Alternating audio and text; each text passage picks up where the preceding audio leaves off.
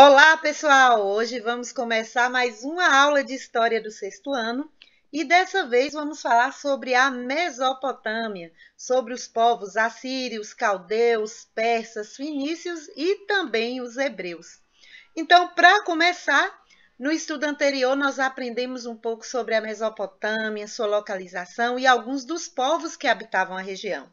Aprendemos também sobre os sumérios, que desenvolveram um sistema de escrita conhecida como escrita cuneiforme, sobre os acádios e também sobre o seu curto domínio na região.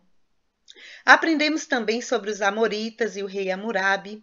Hammurabi, que foi responsável aí por um dos mais conhecidos conjuntos de leis escritas da antiguidade, que é o Código de Hammurabi. Lembra aquele do olho por olho, dente por dente? Pois bem, então no estudo de hoje nós vamos conhecer mais alguns povos que habitavam a Mesopotâmia e suas contribuições para a história da humanidade. Então, para começar, vou falar um pouquinho sobre a prática da agricultura na Mesopotâmia. Nós já vimos que Mesopotâmia significa terra ou região entre rios, isso em grego, tá? A Mesopotâmia ela está localizada no Oriente Próximo, entre os rios Tigre e Eufrates, e abrigou diversos povos da antiguidade. Entre esses povos que habitavam a região estavam ali os assírios, os persas, os fenícios e também os hebreus. As terras da região eram férteis, principalmente na época da cheia dos grandes rios. E, assim, favorecia e muito a agricultura e também a pesca. A prática da agricultura era uma das principais características dessas sociedades. Eles também criaram diques. Ah, professora, mas o que são diques? Diques eram tipos de represas.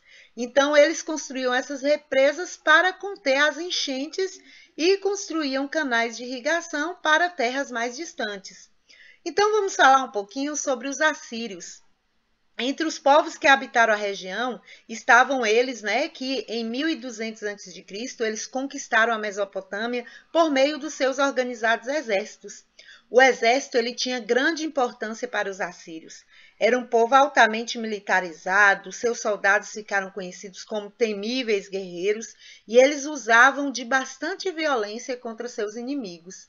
Além de bem treinado, o exército assírio contava com armas inovadoras como o arco, a flecha, lanças e também escudos, como vocês estão vendo nessa imagem ao lado. Falando agora um pouquinho sobre os caldeus, ou os novos babilônios, de origem grega semita, eles também se apoderaram de imensas áreas da Mesopotâmia entre os anos de 612 e 539 a.C. e formaram um império, que foi o segundo Império Babilônico.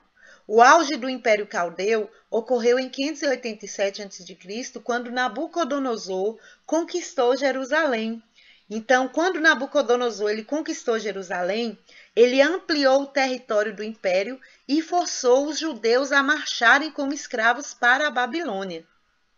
O reinado de Nabucodonosor durou 42 anos e tornou-se o período mais próspero da Babilônia, principalmente com a construção das maravilhas arquitetônicas como a Torre de Babel, os jardins suspensos da Babilônia, que já foram considerados aí uma das 7 maravilhas do mundo antigo. Mas só que após a morte desse imperador, o Império Babilônico ele foi conquistado pelos persas em 539 a.C., sob o comando do rei Ciro. Falando um pouquinho sobre os persas, a Pérsia ela situava-se no planalto do Irã, e ali se estabeleceram diversos povos, entre eles os medos e os persas. E por volta de 2000 anos antes de Cristo, os medos eles dominaram os persas durante muito tempo. Mas, por volta de 550 a.C., Ciro liderou uma rebelião, dominou os povos da região e fundou assim o Império Persa. Dário I ele dividiu o império em províncias chamadas de satrápias e, para administrá-las, nomeou os sátrapas. Para facilitar as comunicações, o comércio e o deslocamento do exército, ele mandou construir um eficiente sistema de estradas. E visando a conquista de riquezas e povos, Ciro ele organizou um poderoso exército e acabou expandindo o império. Seus sucessores Cambises e Dário I continuaram com essa política expansionista. Agora falando um pouquinho sobre os fenícios, Os fenícios e o primeiro alfabeto. Olha que maravilha! Os fenícios eles habitaram a região do atual Líbano e parte da Síria numa pequena faixa de terra entre as montanhas. Eles se organizavam em cidades-estados independentes como Sidom, Biblos e Tiro. Os fenícios eram grandes mercadores e se destacaram principalmente no comércio marítimo. Além disso, eles praticavam artesanato e a metalurgia.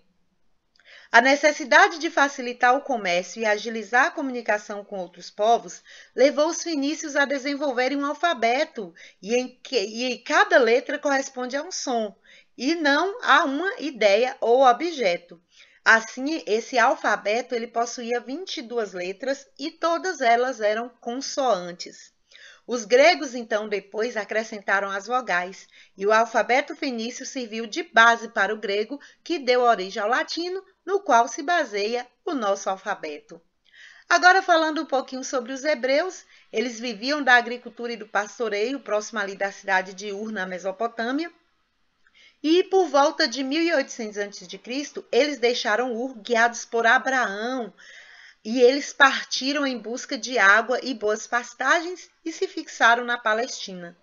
A maioria dos povos que habitavam a Mesopotâmia eram politeístas, ou seja, eles acreditavam em vários deuses.